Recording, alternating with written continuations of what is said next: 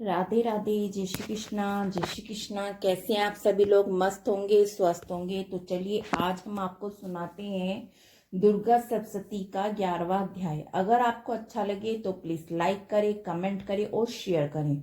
Channel पर नए हैं तो प्लीज चैनल को सब्सक्राइब करें। राधे राधे, जय श्री कृष्णा, जय श्री कृष्णा। देवताओं द्वारा देवी की स्तुति तथा देवी द्वारा देवताओं का वरदान। मैं भुवनेश्वरी देवी का ध्यान करती हूँ। उनके श्री अंगों की आभा प्रभात काल के सूर्य के समान है और मस्तक पर चंद्रमा का मुकुट है। वे उभरे हुए स्तनों और 3 नेत्रों से युक्त हैं। उनके मुख पर मुस्कान की छटा छाई रहती है और हाथों में वृद्ध अंकुश पास एवं अभय मुद्रा शोभा पाते हैं। ऋषि कहते हैं देवी के द्वारा वहां महादैत्य पति शुंभ के मारे जाने पर इंद्र आदि देवता अग्नि को आगे करके उन्हें कत्तायतनी देवी की स्तुति करने लगे। उस समय अभिष्ट की प्राप्ति होने से उनके मुख कमल दमक उठे थे और उनके प्रकाश से दिशाएं भी जगमगा उठी थी। देवता बोले, शरणागत की पीड़ा दूर करने वाली देवी हम पर प्रसन्न होइए। संपूर्ण जगत की माता प्रसन्न होइए। विश्वरी, विश्व की रक्षा करो। देवी तुम्हारी चराचर जगत की अधिश्री हो। तुम इस जगत का एकमात्र आधार हो, क्योंकि पृथ्वी रूप में तुम्हारी स्थिति है। देवी तुम्हारा पराक्रम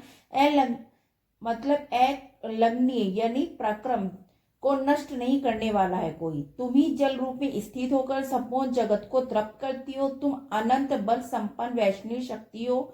इस विश्व की कारणभूता प्रमाया हो। देवी तुमने इस समस्त जगत को मोहित कर रखा है। तुम्ही प्रसन्न होने पर पृथ्वी और मोक्ष की प्राप्ति कराती हो।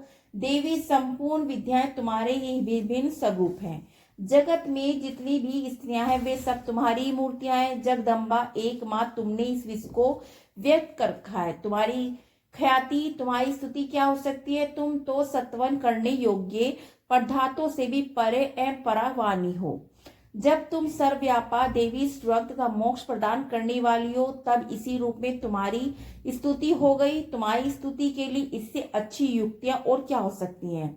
बुद्धि रूप से सब लोगों के हृदय में विराजमान रहने वाली, स्वर्ग एवं मोक्ष प्रदान करने वाली नारायणी देवी तुम्हें नमस्कार है। कला, कष्ट आदि के रूप से कर्मशा परिणाम अवस्था परिवर्तन की ओर ले जाने वाली, विश्व का उपसंहार करने में समर्थ नारायणी तुम्हें नमस्कार है। नारायणी तुम सब प्रकार का मंगल प्रदान करने वाली, मंगलमयी हो, कल्याणदायिनी शिवा हो, सब पुरुषार्थों को सिद्ध करने वाली, शरणागत वत्सल्य 3 नेत्रों वाली गौरी हो।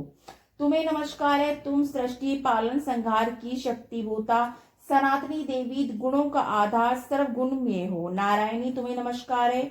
शरण में आए हुए दीनों पीड़ितों की रक्षा में संलग्न रहने वाली, सबकी पीड़ा दूर करने वाली नारायणी देवी तुम्हें नमस्कार है। नारायणी तुम ब्रह्मणी का रूप धारण करके हंसों से जुते हुए विमान पर बैठती हो, कुछ मिर्सी जल छिड़कती रहती हो। तुम्हें नमस्कार है। महेश्वरी रूप से त्रिशूल, चंद्रमा, सांप को धारण करने वाली, महान वृक्ष की पीठ पर बैठने वाली नारायणी देवी तुम्हें नमस्कार है। मोरों और मुर्गों से घिरी रहने वाली, महाशक्ति धारण करने वाली, कोमिरी रूप धारणी निष्पापे नारायणी तुम्हें नमस्कार है। शंकर, चक्र, गदा और शार धनुष रूप उत्तम आयुधों को धारण करने वाली वैष्णवी शक्ति स्वरूपा नारायणी तुम प्रसन्न हो। तुम्हें नमस्कार है। हाथ में भयानक महाचक्र लिए और दाढ़ों पर धरती को उठाए वारिणी रूप धारणी कल्याण में नारायणी तुम्हें नमस्कार हो। भयंकर नरसिंह रूप दैत्यों के वध के लिए उद्योग करने वाली, त्रिभुवन की रक्षा में संलग्न रहने वाली नारायणी तुम्हें नमस्कार हो। मस्तक पर किरीट और हाथ में महावृत धारण करने वाली, सहस्त्र नेत्रों के कारण उदित दिखाई देने वाली, वृषसुर के प्राणों का अपहरण करने वाली इंद्रा शक्ति रूपा नारायणी देवी तुम्हें नमस्कार हो। शिवदूती रूप से दैत्यों की महती सेना का संहार करने वाली, भयंकर रूप धारण तथा विकट गर्जना करने वाली नारायणी तुम्हें नमस्कार है।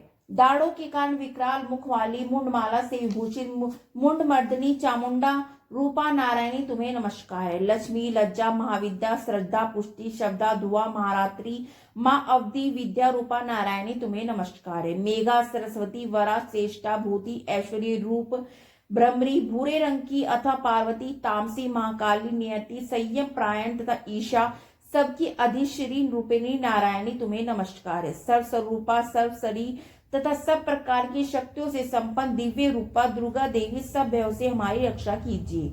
तुम्हें नमस्कार है कत्तायतनी, ये 3 नेत्रों 3 लोचनों से विभूषित तुम्हारा सौम्य मुख सब प्रकार के भयों से हमारी रक्षा कीजिए। तुम्हें नमस्कार है भद्रकाली, ज्वालाओं के कारण विकराल प्रतीत होने वाले अत्यंत भयंकर और समूत अस्त्रों का संहार करने वाली तुम्हारा त्रिशूल भय से हमें बचाए। तुम्हें नमस्कार है देवी, जो अपनी ध्वनि से संपूर्ण जगत को व्यक्त करके देवताओं के तेज नष्ट किए देती है। वे तुम्हारा घंटा हम लोगों की पापों से उसी प्रकार रक्षा करे जैसे माता अपने पुत्रों की बुरे कर्मों से रक्षा करती है। चंडी के तुम्हारे हाथ में सुशोभित खड़ग अस्त्रों के रक्त और चर्बी से चर्चित है, हमारा मंगल करे। हम तुम्हें नमस्कार करते हैं देवी, तुम प्रसन्न होने पर रोगों को नष्ट कर देती हो, कुपित होने पर मनोवांछित सभी कामनाओं का नाश कर देती हो। जो लोग तुम्हारी शरण में जा चुके उन पर विपत्तियां तो आती ही नहीं है। तुम्हारे शरण में गए हुए मनुष्य दूसरों को शरण देने वाले हो जाते हैं। देवी अंबिके, तुम अपने स्वरूप को अनेक भागों में विभक्त करके नाना प्रकार के रूपों में से जो इस प्रकार इन धर्मद्रोही मां दैत्य का शरण करती हो संहार किया है, वे सब तुम्हारी दूसरी ओर कौन कर सकती है। विद्याओं में ज्ञान को प्रकाशित करने वाली, शास्त्रों में अधिवक्यों, वेदों में तुम्हारे सिवा किसी का वर्णन नहीं है। क्या तुमको छोड़कर दूसरी कोई ऐसी शक्ति है जो इस विश्व को आगान्य घोर अंधकार से परिपूर्ण ममता रूपी गड्ढे में निरंतर भटका रही हो। जहाँ राक्षस, जहाँ भयंकर विष वाले सांप, जहाँ शत्रु, जहाँ लुटेरों की संख्या, जहाँ दानव न लो, वहां समुद्र के बीच में भी रहकर तुम विश्व की रक्षा करती हो। विश्वरी, तुम विश्व का पालन करती हो। विश्व रूपा, इसलिए संपूर्ण विश्व को धारण करती हो। तुम भगवान विश्वनाथ की वंदनीय हो। जो लोग भक्तिपूर्वक तुम्हारे सामने मस्तक झुकाते हैं वे संपूर्ण विश्व को आश्रय देने वाले होते हैं। देवी प्रसन्न हो, जैसे इस समय अस्त्रों का वध करके तुमने स्त्री की हमारी रक्षा की है, उसी प्रकार सदा हमें शत्रुओं के भय से बचाओ। संपूर्ण जगत का पाप नष्ट कर दो। उत्पात पापों के फलस्वरूप प्राप्त होने वाले महामारी आदि बड़े बड़े उपद्रव को शीघ्र दूर कर दो। विश्व की पीड़ा दूर करने वाली देवी तुम्हारे चरणों पर पड़े हुए हैं, हम पर प्रसन्न होइए। त्रिलोक निवासियों की पूजने पर मेश्री सब लोगों को वरदान दो। देवी बोली, देवताओं मैं वर देने को तैयार हूँ, तुम्हारे मन में जिसकी इच्छा हो वह वर मांगो।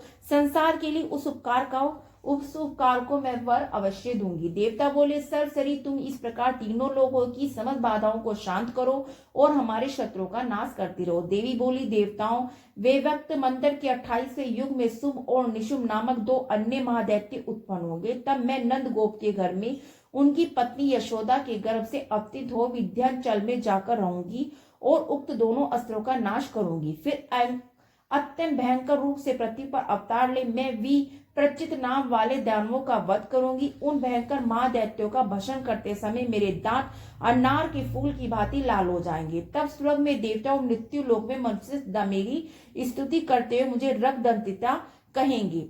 फिर जब पृथ्वी पर 100 वर्षों के लिए वर्षा रुक जाएगी और पानी का भाव हो जाएगा, उस समय मुनियों के सत्वन करने पर मैं पृथ्वी पर अयो निजा रूप में प्रकट होंगी और 100 नेत्रों से मुनियों को देखूंगी। अतः मनुष्य साक्षी इस नाम से मेरा कीर्तन करेंगे।